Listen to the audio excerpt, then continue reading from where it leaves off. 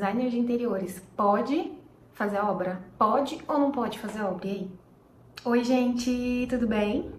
Mais um vídeo aqui no nosso canal e o tema hoje é um tema muito polêmico e um tema que eu sei que é dúvida de muitas pessoas, que é: designer de interiores pode fazer obra? Pode fazer acompanhamento de obra? Se você é formado, se você é estudante, se você está pensando em fazer a faculdade, tecnólogo, enfim, provavelmente essa dúvida já passou pela sua cabeça, né? Se o design de interiores não pode quebrar a parede, será que a gente pode fazer obra? Até onde eu posso ir? Até onde eu posso chegar nessa questão? E aí? Um ponto muito importante é que a profissão de design de interiores, ela acabou de ser regulamentada aqui no Brasil. Por quê? Porque antes o design de interiores ele não tinha um conselho que respaldava a profissão aqui no Brasil, né? Como o CREA e o CAL, né? O CREA é o Conselho de Engenharia e o CAL é o Conselho de Arquitetura. E o design de interiores não tinha conselho. A gente tem a ABD, que é a Associação Brasileira de Design de Interiores, tá? Mas, recentemente, que eu acho que foi a gente tá em 2025, 2024, 2023, 2023 mais ou menos, os designers de interiores conseguiram entrar no CREA, que foi maravilhoso, que é o Conselho de Engenharia. Eu sempre penso assim que a gente devia conseguir entrar no CAL, que é o Conselho de Arquitetura, mas o CAL, gente, eles são complicados. E acabou que quem abraçou os designers de interiores foi o CREA, o Conselho de Engenharia, tá? Então, hoje, atualmente, a gente consegue fazer o registro da gente na ABD, que é super em conta, o valor eu paguei R$300 esse ano. E lá você consegue participar dos eventos, inclusive a ABD, ela promove várias coisas nos estados aí que você vai estar, né? No caso, eu tô aqui em Goiânia, em Goiás, e você consegue participar dos eventos, reunir com outros profissionais da sua cidade, conhecer. Tem cursos gratuitos dentro da ABD no site, então tem várias coisas legais. Então, você se associando à ABD, você consegue fazer um registro no CREA, tá? Agora eu vou abrir um parênteses para explicar uma coisa. Esse trâmite todo tá ainda em processo. Os designers de interiores que se formaram em tecnólogo, eles já conseguem fazer um registro no CREA, mas os que se formarem em graduação, que é o meu caso, ainda não deu certo. A gente não conseguiu, pelo que eu entendi lá, tem alguma brecha na lei que tá barrando esse processo da gente conseguir entrar no CREA, mas eu acredito que em breve isso já vai estar resolvido, ainda tá num processo aí judicial. Em breve a gente vai conseguir ter um conselho que respalda a profissão, tanto para quem se formou em tecnólogo, como para quem se formou em graduação. Quem fez designer de interiores curso técnico, ele já tem um outro conselho, que é o conselho técnico. Eu não entendo muito bem sobre isso, mas não entra aqui nessa questão do CREA, tá bom? Mas quem fez o design de interiores técnico pode se associar à ABD e se associar também, né, no caso, ao conselho técnico aí do que respalda o seu curso técnico. Eu dei essa introdução explicando isso pra vocês porque isso é algo novo que tá acontecendo pra profissão de design de interiores, é uma conquista também que a gente tá tendo. Inclusive, há 2 semanas atrás eu fui na Casa Cor Goiás aqui e foi um convite para os designers de interiores. Eu acabei ganhando o meu acesso lá na Casa Cor, nem paguei para entrar. E tava o pessoal do CREA lá também, então tava o responsável pela BD aqui de Goiás e o responsável pelo CREA aqui de Goiás também, e alguns designers de interiores, então foi super legal. Esse relacionamento tá se fortalecendo, tá respaldando a profissão de design de interiores para que a gente possa ter mais reconhecimento no mercado. E esse reconhecimento no mercado que eu percebo não é nem em relação aos clientes, sabe? É em relação aos outros profissionais, arquitetos, engenheiros.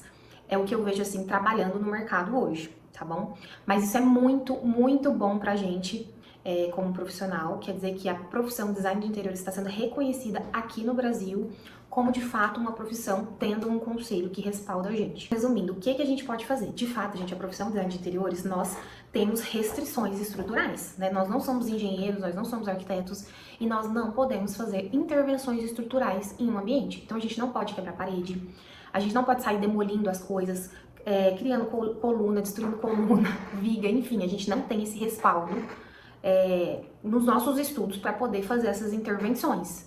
Então vamos lá à pergunta: o design de interiores pode ou não pode acompanhar uma obra? O que a gente pode fazer? O designer de interiores realmente ele não pode mexer na parte estrutural de uma casa, de um ambiente, enfim, de qualquer construção, de qualquer estrutura. A gente não tem respaldo na nossa faculdade para isso, né? A gente é designer de interiores. E a gente também não pode emitir uma responsabilidade técnica para mexer em partes estruturais de ambientes. Agora que a gente entrou no CREA, nós vamos poder emitir uma responsabilidade técnica, que é ótimo. Então, se você fez um projeto, você pode emitir uma responsabilidade técnica daquele projeto. Se você fizer uma obra, um acompanhamento de obra, você pode emitir uma responsabilidade técnica para essa obra, mas não pode fazer uma obra estrutural sem o respaldo de um arquiteto ou um engenheiro. Então, a gente não pode quebrar parede, mexer em estrutura, mas a gente pode sim fazer um acompanhamento de obra, a gente pode sim contratar mão de obra responsável, inclusive você pode fazer o acompanhamento de obra, gerir uma obra e contratar um engenheiro para fazer ali as partes estruturais que aquele espaço precisa. Fazer uma demolição, uma construção, ou construir do zero. Então, você como designer de interiores não pode fazer isso, não pode também emitir uma responsabilidade técnica para isso. Mas você pode ser a empresa, a empresária que faz a gestão disso e faz um projeto ali onde você vai mexer nessa parte estrutural, por exemplo, e você pode contratar um engenheiro ou fazer parceria com um engenheiro para te dar esse respaldo técnico e ele emitir a responsabilidade técnica dele para essa parte estrutural. Então, falando de obra, o que o design de interiores pode fazer? Você pode coordenar toda a parte ali que envolve o respaldo do design de interiores, pintura, revestimento, móveis, marcenaria, parte de instalação de iluminação, parte de instalação de revestimentos também, tá? Agora, mexer de fato na parte estrutural, quebrar uma parede, essa parte de elétrica também, né, de mexer em tomadas e tudo mais, é uma coisa ainda que é um pouquinho complicado, vai depender aonde você está fazendo essa obra, se você vai precisar emitir uma responsabilidade técnica para aquilo, mas geralmente a gente não pode. Mas você pode coordenar uma obra onde tem ali o respaldo só do que o design de interiores pode fazer, que seria a parte de interiores e revestimentos, pintura, mobiliário, marcenaria, instalação de iluminação, fazer um forro, às vezes para embutir alguma iluminação também, instalar, trocar um piso, trocar um revestimento, tudo isso são coisas que o designer de interiores pode acompanhar diretamente, sem necessariamente precisar de um engenheiro, de um arquiteto. Um ponto importante que eu preciso falar para vocês, que como eu falei anteriormente, você pode contratar um engenheiro, fazer parceria com um engenheiro. Inclusive, tem muitos engenheiros que gostam de fazer parcerias com designers de interiores, porque ele faz ali um projeto estrutural. Às vezes o cliente quer fazer um projeto de interiores, um projeto de marcenaria, e você pode ir atrás dessas parcerias que vão ser benéficas para os dois lados. Tanto para você, que não pode fazer o estrutural, tanto para o engenheiro que não faz interiores, que não entende dessa parte estética, de decoração, enfim. E se tiver necessidade de você acompanhar, ou se for possível, você pode fazer o acompanhamento da obra dentro das suas áreas de atuação. Eu tô falando isso, gente, um ponto muito importante é você não se colocar dentro de uma caixinha, sabe? Porque às vezes a gente fica assim, eu sou design de interiores, a gente fica até meio com medo, ou até se sentindo inferior ao arquiteto, ao engenheiro, e isso você não pode permitir. Isso é algo que você tem que trabalhar dentro da sua mentalidade, tá? Até porque se a gente for falar sobre a profissão arquitetura, o arquiteto ele não vê nada de interiores na faculdade toda, não vê. E muitos arquitetos migram para a área de interiores, tá? Por quê? Porque ele pode, né? Ele pode fazer isso. Trabalha ali como um designer de interiores, mas mexe também na parte estrutural. Mas se a gente for falar sobre a faculdade, a gente não aprende nada disso na faculdade de arquitetura. E aí o que eu tô querendo dizer com isso? Que como design de interiores, você tem que desenvolver uma mentalidade forte de empresário. Porque se você tiver o seu negócio, principalmente, você vai ter que ser muito mais do que só um design de interiores. Por isso que eu falo que, por mais que você não possa fazer algumas coisas diretamente, não quer dizer que você não possa ser a empresa que faça. Você não pode ser a cabeça ali, a gestora que execute essas etapas, que delegue funções. Então, nós podemos... Gente, o que mais tem no mercado é engenheiros não, construtores que constroem casas às vezes para venda, enfim, mas que eles não são engenheiros. Não são, gente. Mas a pessoa tem uma mentalidade de empresária e ela faz a gestão daquilo ali, ela contrata um engenheiro que faz o projeto ali, que executa e faz essa gestão. Então, a gente também, como design de interiores, nós não podemos nos colocar numa caixinha e nos limitar das nossas possibilidades como empresário, tá? Não como design de interiores, porque realmente como design de interiores você vai ter limitações. Mas como empresário, você pode abrir o leque para desenvolver outras coisas. Uma coisa que eu deixo bem claro na minha proposta de serviço, que é uma dica super importante, é deixar bem claro lá que eu não sou responsável pela obra quando eu fecho um projeto com o cliente, tá? Então eu não consigo ser responsável, eu desenvolvo o projeto, eu tiro todas as dúvidas do cliente, faço um projeto bem completinho, certinho, extremamente detalhado, com todas as etapas com o cliente, mas eu deixo isso claro, tanto na proposta de serviço como no meu contrato. E eu coloco lá também que eu não sou responsável técnica pela obra, tá? Porque eu não posso fazer isso. E também, um ponto importante é que existe a responsabilidade técnica pelo projeto e pela obra. Né? Tem arquitetos, engenheiros que fazem um projeto e dão a responsabilidade técnica pela obra, mesmo não fazendo o acompanhamento da obra, que é bem complicado. Pensa, você faz um projeto, você não tá ali para checar se tá acontecendo conforme o projeto e você deu a responsabilidade. Se der alguma coisa de errado lá, a culpa vai ser sua. Você vai ser o responsável. Você pode ser processado por aquilo. E já tem profissionais que não, que separam muito bem isso, tá? A responsabilidade técnica do projeto e eu só dou responsabilidade técnica pela obra se eu fizer o acompanhamento para isso. Mas o que o design de interiores pode fazer na prática, né? Nós podemos fazer todo o projeto de interiores, projeto de marcenaria, troca de piso e revestimento, forro, iluminação, pintura. Aqui também eu faço projeto de pontos elétricos e hidráulicos e até de construir e demolir, tá? Quando a gente faz alguma intervenção. E aí como que eu faço, né? Me porto em relação a isso. Se tiver alguma intervenção realmente que eu não tiver o conhecimento ali do que eu posso fazer, ou se eu não tiver uma planta de estrutural para avaliar, né, onde tem viga e coluna ali, se posso quebrar ou não, porque isso na prática a gente acaba aprendendo, tá bom? Eu procuro, de fato, um engenheiro, ou deixo claro para o cliente que ele vai ter que procurar um engenheiro ali pra gente ver essas partes técnicas. Mas no geral aqui, para as reformas que eu faço, no máximo ali que eu mudo, gente, é às vezes uma janela que a gente aumenta, uma porta que a gente muda do lugar, sabe? Ou a gente faz uma construção ali de um outro cômodo, enfim. E aí eu faço isso em projeto. Então faço planta de demolir e construir, pontos elétricos, hidráulicos, como eu expliquei. Toda a parte de marcenaria, iluminação, layout, troca de piso, revestimento, marmoraria. Então a gente pode entrar nessa questão de projeto. A questão da obra podemos fazer, como eu expliquei para vocês, e aí vai depender da sua abordagem como profissional. Hoje aqui eu fecho o serviço de projeto, eu não sou focada em acompanhar a obra, nem executar a obra. Mas se você quiser trabalhar com obra, você pode trabalhar. Então, o mais interessante é você fechar o serviço à parte. Então, você fecha o projeto, o cliente fez o projeto, tá tudo ok? Fulano, você quer fazer o acompanhamento de obra? Quero fazer. Aí você faz um outro pacote para o cliente do acompanhamento de obra, tá? E aí existe também o gerenciamento de obra e o acompanhamento de obra. O gerenciamento de obra é quando o profissional, ele contrata mão de obra, ele cuida de toda, às vezes até do orçamento ali. O cliente pode até enviar o dinheiro e você efetua o pagamento para os profissionais, sabe? O gerenciamento é algo mais completo, que você cuida de toda a obra. E o acompanhamento é você combinar com o cliente visitas técnicas, onde você vai na obra em momentos críticos para ver se está tudo acontecendo conforme foi planejado e previsto em projeto. Então, vai demolir, vai construir, você vai lá para ver se está tudo ok, ou para orientar os profissionais. Tá na hora de instalar piso e revestimento, você vai lá para orientar o fulano. Eu quero que o início da paginação de piso seja aqui. Mesmo que esteja lá no projeto, a gente tem que dar uma explicada, né? Verificar se o profissional entendeu tudo, tirar as dúvidas, né? Às vezes até fazer algum tipo de paginação ali na hora.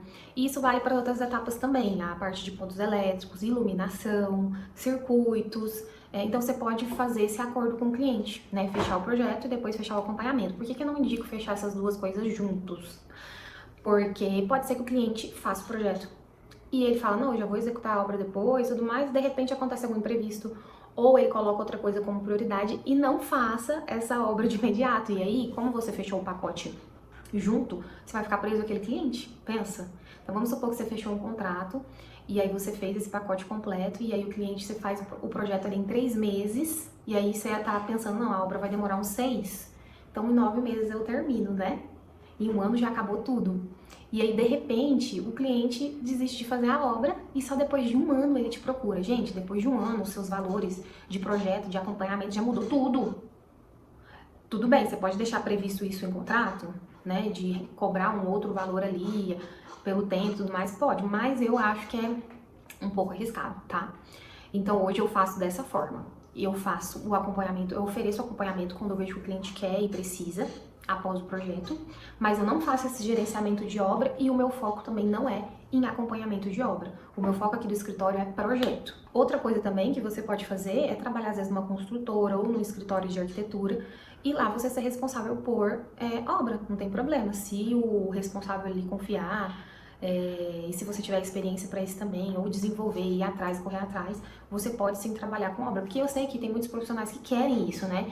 Eu já tenho um perfil mais de trabalhar com o projeto, mas eu sei que tem pessoas que têm preferência, que querem ir para a obra, que querem estar na obra todos os dias, que querem estar em contato com o prestador de serviço, com mão de obra, que querem ir para um lado, correr para o outro. Eu já trabalhei numa construtora aqui em Goiânia E eu fazia essa parte de acompanhamento de obra, né? Lá eu era responsável pela... Lá eles constroem para venda. Então a gente tem que checar se o projeto que veio do arquiteto tá ok, tá acontecendo ali. E eu era responsável também por marcar os pontos elétricos na obra, né? Interruptor, tomada. Comprar pisos e revestimentos, checar se estava sendo instalado certo, fazer orçamento de marmoraria, de iluminação, os metais. Então, assim, foi uma parte que eu gostei bastante, sabe? Definir a pintura também, as cores das fachadas, foi uma experiência super válida para mim. E eu, como designer de interiores, trabalhei nessa construtora, mas eu não era responsável técnica por essas obras. Quem era o engenheiro, os engenheiros donos lá da construtora. Então, resumindo para vocês, designer de interiores pode acompanhar a obra? Pode fazer a obra? Pode. O que você não pode fazer na obra como responsável técnico? Parte elétrica, parte hidráulica, mexer na parte estrutural, construir uma casa do zero. Tudo que é essa parte estrutural você não pode fazer na prática como responsável técnico, tá?